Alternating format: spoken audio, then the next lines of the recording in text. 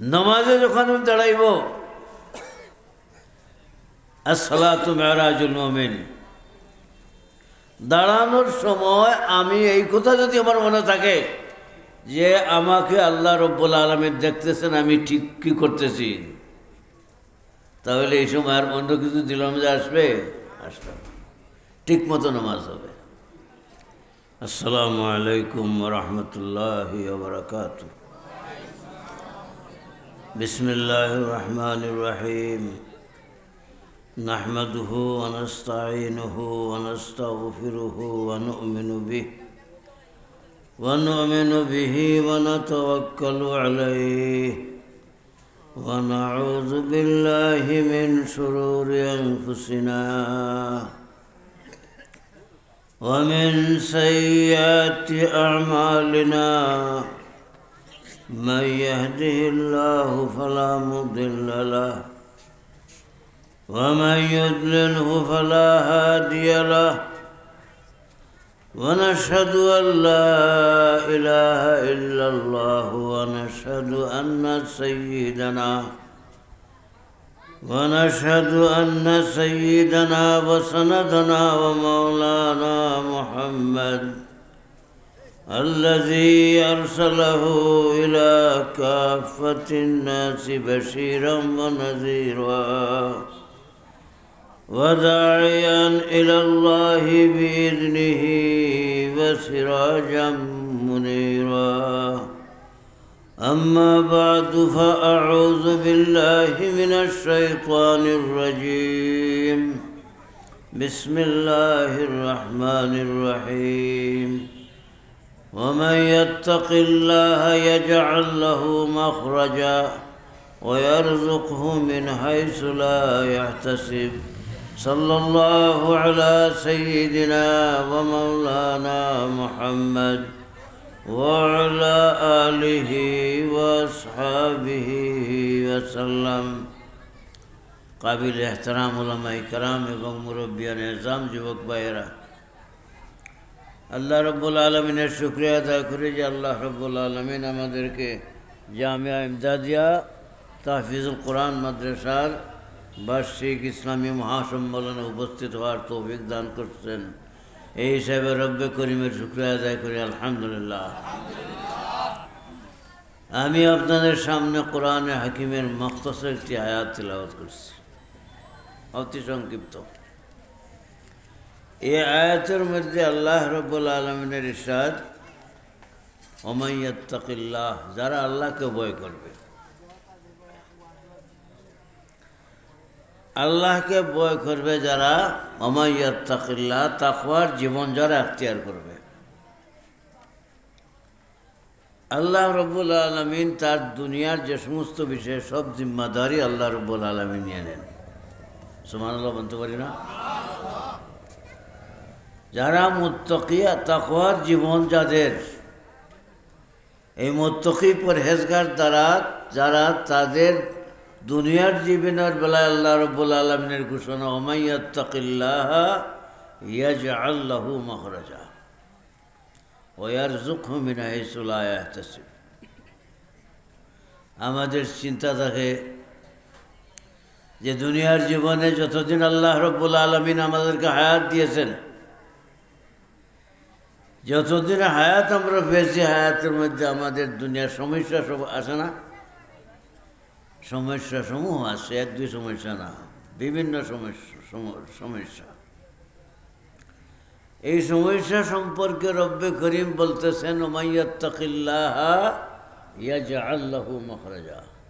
যত সমস্যা আসুক না কেন, যারা তাকওয়ার জীবনকে এখতিয়ার করে, আল্লাহ রব্বুল আলমিন জিম্মাদারি নিতেছেন, এই সমস্যার থেকে পরিত্রাণ পাওয়ার ব্যবস্থা আল্লাহ রব্বুল আলমিন করে দিবেন। 2 নম্বর চিন্তা, দুনিয়ার জীবনে কীভাবে খাব, কীভাবে নিজের পরিবারকে ভরণ-পোষণ দিব, এই চিন্তা না। দ্বিতীয় পুরস্কার আল্লাহ রব্বুল আলমিন বলতেছেন, ওয়ারযুকহু মিন হাইসু লা ইয়াহতাসিব। তাকে আল্লাহ রব্বুল আলমিন রিজেক পৌঁছাইবেন এমন জায়গা থেকে, যে জায়গা রিজেক পাওয়ার তার কল্পনাও ছিল না। এই দুই পুরস্কার কাদের জন্য? যাদের তাকওয়ার জীবন, তাকওয়ার জিন্দগি। আমাদের তাকওয়ার জিন্দগি গ্রহণ করতে হবে। দুনিয়াতে দুই পুরস্কার পাওয়ার জন্য তাকওয়ার জীবন এখতিয়ার করতে হবে। তাকওয়ার মুরাদ সময় অন্য মুখতসরা বুজুর্গানে দিন আছেন, বয়ান করবেন। আমি তাকওয়ার বিশ্লেষণ করতে দিতেছি না। তাকওয়া এক কথায় আল্লাহর ভয় অন্তরের মধ্যে, তার মুরাদই আছে তো এটা। আল্লাহর ভয় যদি অন্তরে থাকে তা আপনি ঘুষ খাইতে পারবেন না, আপনি সুদ খাইতে পারবেন না, আপনি অন্য সম্পত্তি আত্মসাৎ করতে পারবেন না। না পারবেন? আল্লাহর ভয় যদি অন্তরে থাকে। আর যদি আল্লাহর ভয় থাকে না, তাহলে এই সমস্ত বিষয় বেলায় আমরা উদাসীন, আমরা এসব করি, কিন্তু আল্লাহর ভয় অন্তর মধ্যে নাই বলেই। যদি নামাজের মধ্যে আমরা দাঁড়াই, তো আমাদের অন্য চিন্তা থাকে। নামাজে দাঁড়াইলে নামাজে আমার মন নাই, অথচ মুহাম্মদুর রাসূলুল্লাহ সাল্লাল্লাহু আলাইহি ওয়াসাল্লামের ইরশাদ, হযরত জিবরিল আমিন নবী করিম সাল্লাল্লাহু আলাইহি ওয়াসাল্লামকে প্রশ্ন করলেন, মাল ইহসান? নবী করিম সাল্লাল্লাহু আলাইহি ওয়াসাল্লাম জবাবে বললেন, আন তা'বুদাল্লাহা কাআন্নাকা তারা ফাইন লাম তাকুন তারা ফাইন্নাহু ইয়ারাক। তুমি আল্লাহর ইবাদত করবে এমন অবস্থায় যেমন তুমি আল্লাহকে দেখতেছ। আর যদি তুমি আল্লাহকে দেখার এই মর্তবা তোমার হাসিল না হয়, তাহলে এইটা মনে রাখো যে আল্লাহ তোমাকে দেখতেছেন। আচ্ছা, একটা কথা বললেন, যদি আপনাকে সিলেটের ডিসি সাহেব ডাকেন যে আজকে আমার এখানে মিটিং আছে, আপনি আসেন, যাইবার সময় তো আপনি কাপড় চোপড় ঠিক মতো সুন্দর কাপড় পরিধান করবেন না, এবং সেখানে যাওয়ার পরে এই মজলিসের আদব রক্ষা করবেন না? করবেন না? অবশ্যই করবেন। নামাজে যখন আমি দাঁড়াইব,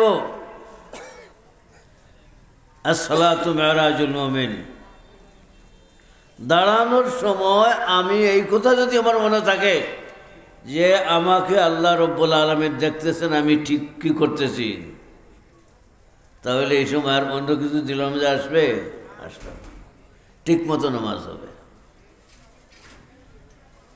এই নামাজ এবং সমূহ ইবাদত ঠিক মতো করার জন্য আসল বিষয় হলো যদি অন্তরে আল্লাহর ভয় থাকে। আল্লাহর ভয় যদি অন্তরে না থাকে, তাহলে কোনো ইবাদত ঠিক মতো হবে না। এবং ঠিক মতো হওয়ার জন্য আল্লাহ রাব্বুল আলামিনের ইরশাদ, মান আমিলা সালিহাম মিন যাকারিন আও উনসা ওয়া হুয়া মুমিন। মান আমিলা সালিহান, যার আমল নেক হয়। আমল নেক হওয়ার জন্য দুইটা শর্ত, সংক্ষিপ্ত কথায়। এক নম্বর, যে আমল করবেন শতকরা শতভাগ আল্লাহকে সন্তুষ্ট করার জন্য হওয়া চাই, আল্লাহ রাব্বুল আলামিনের সন্তুষ্টির জন্য হওয়া চাই। শতভাগ নিয়ত, আমাদের নিয়ত ইবাদতের বেলায় মানুষকে দেখানো, শতভাগ নিয়ত আল্লাহ তাআলার সন্তুষ্টির জন্য হয় না। এবং দ্বিতীয়, মুহাম্মদুর রাসূলুল্লাহ সাল্লাল্লাহু আলাইহি ওয়াসাল্লামের তরিকা মোতাবেক হওয়া চাই। এই দুইটা যদি পাওয়া যায় আর ইমান থাকে, তাহলে আপনার আমার আমল সালেহ হবে, নেক হবে। আর না হলে আপনার আমার আমল শেখ ঠিকই হবে। আমাদের মধ্যে আল্লাহর ভয় নেই। বুখারী শরীফে হাদিস আছে যে পূর্বকার উম্মতের এক ব্যক্তি মরার সময় ওসিয়ত করছিল যে বাবারা, যখন আমি মরে যাব, আমার শরীরকে, লাশকে তোমরা জ্বালাইও, জ্বালাইয়া এমনভাবে জ্বালাইও যে একবারে জ্বালানোর পরে এটার ভিজিয়া একবারে ছাই বানাইও। বুঝতেছ আমার কথা? ছাই বানাইও। আর যেদিন তুফান দিবে, বাতাস দিবে, ওই দিন তুফানের মধ্যে ছাড়িয়ে দিও। যখন আল্লাহর এইভাবে করা হইল তার মৃত্যুর পরে, করার পরে আল্লাহ রাব্বুল আলামিন কাদির মতো না, আল্লাহ বাতাসকে, যে বাতাস পানি এই সালিকে বিকৃতভাবে উড়াইয়া নিয়েছিল, ওই বাতাসকে হুকুম করলেন যে এই ব্যক্তিকে তার মানুষের রূপ করো। এই অবস্থায় আল্লাহ রাব্বুল আলামিন জিজ্ঞাসা করলেন, তুমি এইসব করলে কেন? এক শব্দ এই আল্লাহর বান্দা বলেছিল, মখাফাতুকা, আপনার ভয়ে আল্লাহ এসব করেছে। এই কথা বলার পরে আল্লাহ রাব্বুল আলামিন তাকে মাফ করে দিলেন, মাফ করে দিলেন আল্লাহ রাব্বুল আলামিন। আমরা যে কোনো আমল করি, যে কোনো আমল, ফরজ আদায় করি, ওয়াজিব আদায় করি, নফল মুস্তাহাব আদায় করি, নফল ইবাদত করি, যদি আল্লাহর ভয় অন্তর মধ্যে থাকে তাহলে আমার ইবাদত আল্লাহর কাছে মকবুল হওয়ার আশা করা যায়। আর যদি অন্য কিছু মনে থাকে তাহলে আমল আল্লাহর দরবারে মকবুল হবে না। আমি বলছিলাম, ওমাইয়াত্তাকিল্লাহ ইয়াজআল লাহু মাখরাজা ওয়া ইয়ারযুকহু মিন হাইসু লা ইয়াহতাসিব। এবং সমস্ত দুনিয়ার ব্যবস্থা মুত্তাকিনের জন্য। আর পরকালের বেলা আল্লাহ রাব্বুল আলামিন কত আয়াত ইরশাদ ফরমায়েছেন, আমি একটি আয়াত তেলাওয়াত করতেছি। আউযু বিল্লাহি মিনাশ শাইতানির রাজীম। ইন্নাল মুত্তাকিনা ফি জান্নাতিন ওয়া নাহার ফি মাকাদি সিদকিন ইনদা মালিকিন মুকতাদির। মুত্তাকিনের জন্য দুনিয়ার ব্যবস্থা আল্লাহ জিম্মাদার, আর পরকালের জিম্মাদারও আল্লাহ রাব্বুল আলামিন।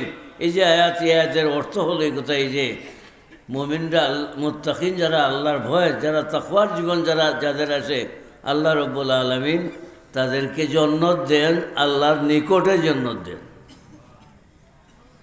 দুনিয়ার ব্যবস্থাও আল্লাহ তাআলা করে দিলেন, সমস্যার সমাধান, রিজিকের ব্যবস্থা আল্লাহ করে দিলেন, পরকালে আল্লাহ জান্নাত দিবেন। তাই আমাদের সবাইকে তাকওয়ার জীবন এখতিয়ার করতে হবে, তাকওয়ার জীবন এখতিয়ার,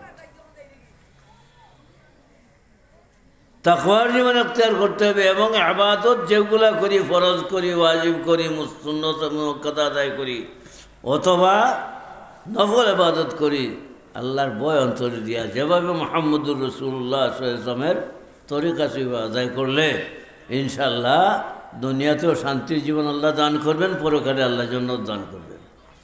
যেহেতু উলামায়ে কেরাম অনেক নাম শুনছেন, আমি বুখারী শরীফের শেষ হাদিসের আমলটুকু আপনাদের দাওয়াত দিয়ে শেষ করতেছি।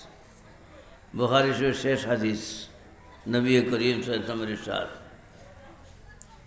হযরত আবু হুরায়রা রাদিয়াল্লাহু তাআলা আনহু থেকে হাদিস বর্ণিত।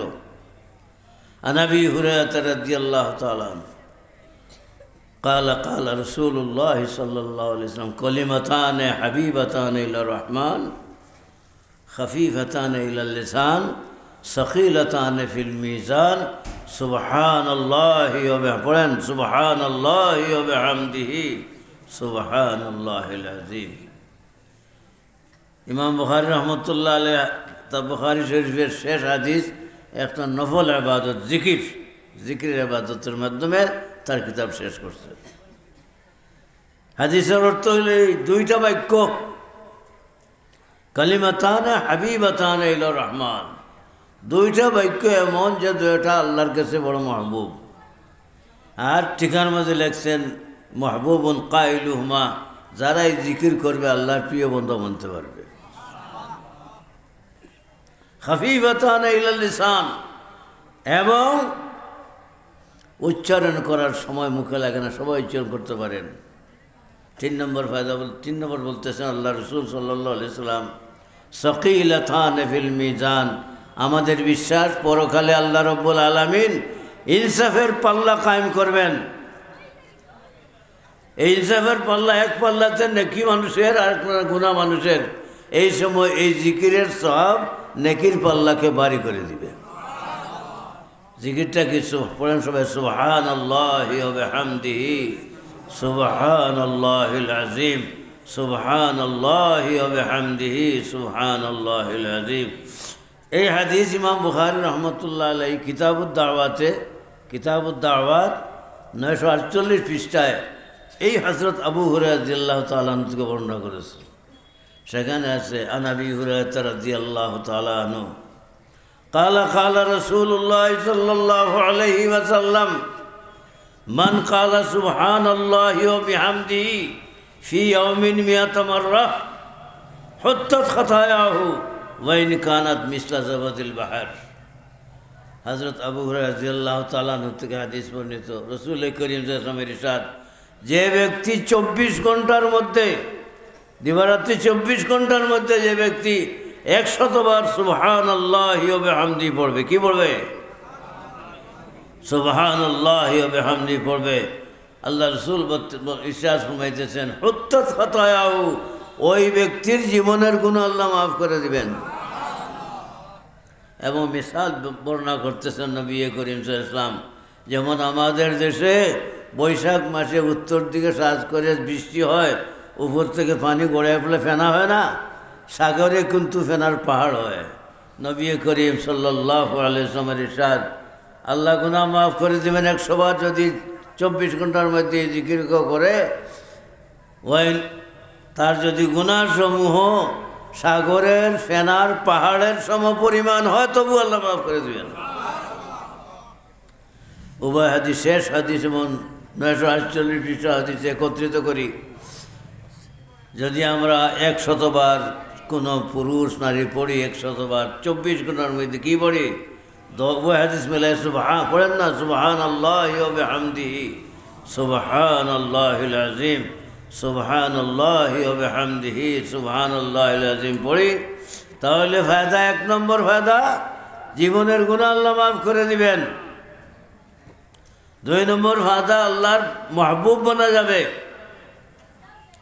3 নম্বর ফায়দা, কিয়ামতের দিন যখন নেকি এবং গুনাহ আল্লাহ রাব্বুল আলামিন ইনসাফের পাল্লা যখন কায়েম করবেন, নেকির পাল্লাকে বাড়ি করে দিবেন। সংক্ষিপ্ত কথা আমরা খেয়ে তুই আছি, 100 বার সুবহানাল্লাহি ওয়া বিহামদিহি, সুবহানাল্লাহিল আযীম পড়তাম। পড়ব তো ইনশাল্লাহ? সবাই পড়বেন ইনশাল্লাহ। এবং পড়বেন তো আরেকটি কথা আপনাদের সঙ্গে আমার অনুরোধ, যে এই দাওয়াতটা আপনার ঘরে বসেই দিবেন। ঘরে আপনার বিবি আছেন, অথবা মা আছেন, বিবি আছেন, বোন আছেন, কেউ আসছেন, পিতা আছেন, সবাইকে বলে দেবেন যে বুখারী শরীফের একটা হাদিসের হুজুর বলিয়ে গেছেন, দরগার হুজুর, যে জিকিরটা করলে 1 নম্বর ফায়দা হয় গুনাহ মাফ হয় জীবনের, 2 নম্বর আল্লাহর প্রিয় বন্দাবান্দি বনা যায়, আর 3 নম্বর কিয়ামতের দিনের সব নেকির পাল্লাকে বাড়ি করবে। জিকিরটা কি? সুবহানাল্লাহি ওয়া বিহামদিহি, সুবহানাল্লাহিল আযীম, সুবহানাল্লাহি ওয়া বিহামদিহি, সুবহানাল্লাহিল আযীম, সুবহানাল্লাহি ওয়া বিহামদিহি, সুবহানাল্লাহিল আযীম। আমরা পড়ব তো ইনশাআল্লাহ? কারণ আমরা তো ফরজ আদায় করি ডিউটি, নফল ইবাদতের মাধ্যমে বান্দা আল্লাহর নৈকট্য লাভ করে। বুখারী শরীফের আরেকটি হাদিসের তরজমা বলি আমি দোয়া করে শেষ করব। হাদিসে কুদসি, লম্বা হাদিস, নবী করিম সাল্লাল্লাহু আলাইহি ওয়াসাল্লাম ইরশাদ ফরমাইতেছেন, মা যালা আবদি ইয়াতাকাররাবুনি বিন-নওয়াফিল। আমার আল্লাহ তাআলা বলতেছেন, আমার বান্দা আমার নফলের মাধ্যমে আমার নিকট আসতে থাকে। কি বুঝেন? আমার বান্দা নফল ইবাদতের মাধ্যমে আমার নিকটে আসতে থাকে। হাত্তা উহিব্বাহু, শেষ পর্যন্ত আমার বান্দাকে আমি মহব্বত নিজে মাহবুব বানাই ফেলাই। কার মাহবুব? কে বলতেছেন? আল্লাহ বলতেছেন আমি মাহবুব বানাই ফেলাই। মা যালা আবদি ইয়াতাকাররাবুনি বিন-নওয়াফিল হাত্তা উহিব্বাহু ফাইজা আহবাবতুহু, যখন আমার বান্দাকে আমি মাহবুব বানাই ফেলি, কুনতু সামাআহু আল্লাযী ইয়াসমাউ বিহি ওয়া বাসারাহু আল্লাযী ইবসিরু বিহি ওয়া ইয়াদাহু আল্লাতী ইয়াবতিশু বিহা ওয়া রিজলাহু আল্লাতী ইয়ামশি বিহা। যখন এই পর্যায়ে বান্দা মাহবুব বানাই ফেলে আমার, তার হাত, তার কান, তার চক্ষু, তার পা আমি বনি যাই। অর্থাৎ এই পর্যায়ে বান্দা বুঝার পরে আল্লাহ রাব্বুল আলামিন বলতেছেন যে এই বান্দা তার হাত, পা এবং চক্ষু কিছুর দ্বারা আমার মর্জি ছাড়া অন্যদিকে চালাইতে পারবে না। এরপরে আল্লাহ রাব্বুল আলামিন বলতেছেন, হাদিসে কুদসি বলতেছেন আল্লাহ তাআলা, এখন যদি পর্যায়ে বুঝার বাদে বান্দা যদি আমার দরবারে দোয়া করে, তা আল্লাহ রাব্বুল আলামিন বলতেছেন যে আমি তার দোয়াকে অবশ্যই কবুল করি, আমি তার দোয়াকে অবশ্যই কবুল করি।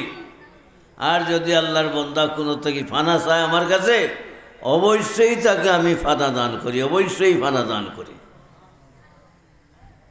অর্থাৎ এই হাদিস দ্বারা বোঝা যায় নফল ইবাদতের মাধ্যমে বান্দা মুস্তাজাবুদ দাওয়াত হয়ে যায়। কি হয়ে যায়? মুস্তাজাবুদ দাওয়াত। মা যালা আবদি ইয়াতাকাররাবুনি বিন নওয়াফিল হাত্তা উহিব্বাহু হাত্তা ফাইযা আহবাবতুহু কুনতু সামা'হু আল্লাযী ইয়াসমা'ু বিহি ওয়া বাসারাহু আল্লাযী ইবসিরু বিহি ওয়া ইয়াদাহু আল্লাতী ইয়াবতিশু বিহা ওয়া রিজলাহু আল্লাতী ইয়ামশি বিহা ফাইযা সাআলানি। যখন এই অবস্থায় বান্দা আমার কাছে সওয়াল করে লা উজিবান্নাহু লা উতিয়ান্নাহু, যখন সওয়াল করে আমি তাকে তার সওয়াল মোতাবেক তার আশাকে পূর্ণ করিয়া দেই। আর যখন কোনো জিনিস থেকে পানা মাঙ্গে অবশ্যই আমি তাকে পানা দিই।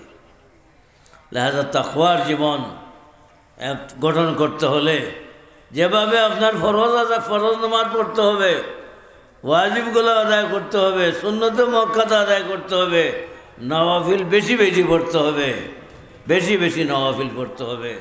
আমরা তো মসজিদে পড়ছি একরকম আর আমল করি আর রকম। একমাত্র কাল ফজরের নামাজের বেলায় মসজিদে পড়ছি ক রাকাত? 4 রাকাত পড়ি, 4 রাকাত না? আর জোহরের নামাজ মসজিদে ক রাকাত পড়ছি? 12 রাকাত পড়ি, ক রাকাত?